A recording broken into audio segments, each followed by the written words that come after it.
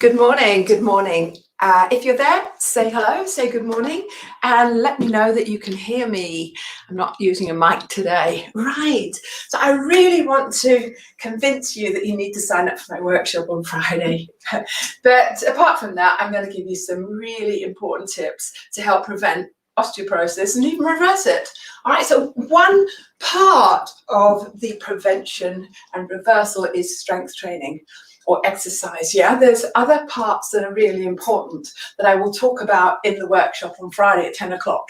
And if you scroll down, you'll find a link, and I will put a link in the comments here. Okay, so let's think about strength training. Yes, if we strengthen our muscles, the muscles pull on the bones and help to increase the density of the bone, makes the bone stronger.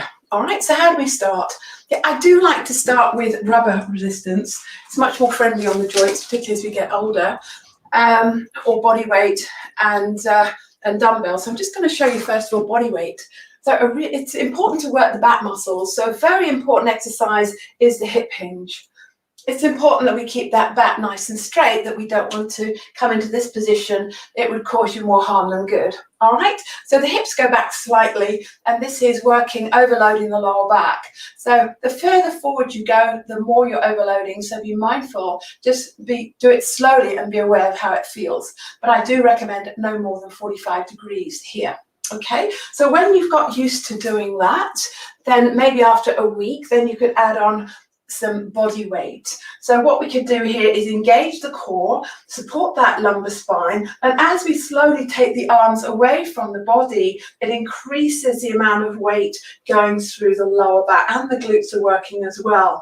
Okay, so just be mindful, hold it for a second and then release it as the arms come down. Okay, so that's a really good way to strengthen the lower back, and the lower back is an area that is prone to osteoporotic thinning of the bone there, of the vertebrae. Okay, so it's important to work the other parts of the body, and it's body weight. We could do body weight, so I'm just going to show you a bent over row. So it's good to practice the technique first of all, but the weight of the arm really isn't sufficient.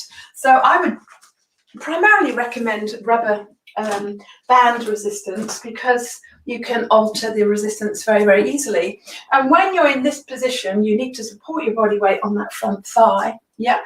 So this is more about just showing you the exercises. It's not really an exercise class. I would give you more teaching points. Yeah. I just want you to see that here, when I'm most vulnerable in my joint, I have very little weight going through that joint.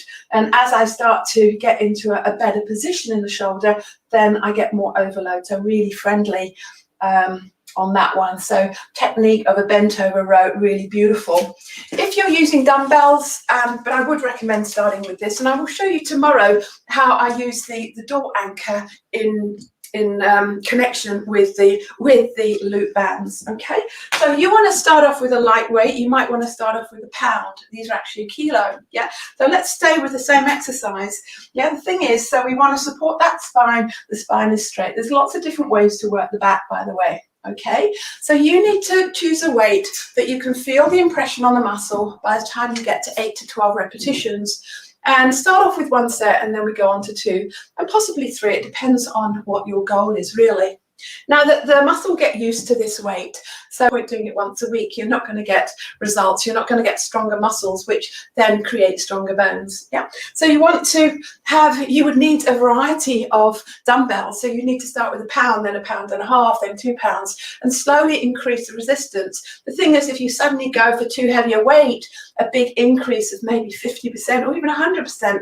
If you go from 1 pound to 2 pounds, that's 100% increased resistance there. Yeah, so just be mindful. You have to buy a lot of dumbbells. Yeah, so it's slow progression, slow increase in the weight that creates results in the muscle in a safe, effective way. So the great thing about the bands is that you can make it harder by shortening the band, or you can even double the band over. But for more about bands, then do check out my programs on anchor point, Pilates and Strong, because I use mostly door anchors and bands. Alrighty, so let's come to a different type of exercise.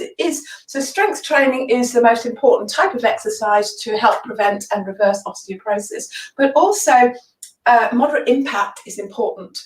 If you already have stress fractures, then you want to go with low impact. Walking is okay, but it's not really sufficient, yeah, just to keep walking all the time. And in fact, you're kind of burning a lot of calories, so you need to eat more. And maybe you get an overuse injury somewhere in the knee or the joint if you don't have muscle balance. That's time for another workshop on that, yeah. So what we're looking at is power moves, yeah. So from a squat is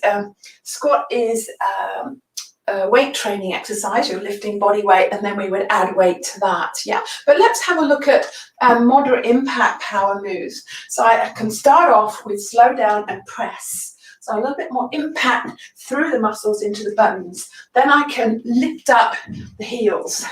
Yeah, and if I'm okay with that, so the arms will help, then I start to lift the heels and the balls of the feet and then the toes, and I come down the same. So slow motion, toe, ball, heel, and I land and soften the knees and the hips. Yeah, so really important that you don't suddenly go and jar the muscles. You'd be more negative than a positive exercise.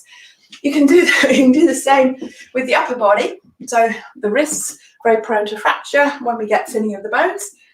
So you can do that against the wall. I can't show you very well here, but you would go in a push-up position, all right? And I like to have that straight position, but I'm going to show you, and it's the same for the upper body. I'm going to show you from 4-point kneeling, all right? So I hope you can see me there. So relatively good and neutral spine, bit of core connection. And again, just like we did with the squats, slow down and press. And then see if you can just maybe press off the heel of the hand. So the more weight you keep forward, yeah, the harder it is. And then if you push back, then it's a little bit easier if you take more weight back. So keeping it forward, and then you push and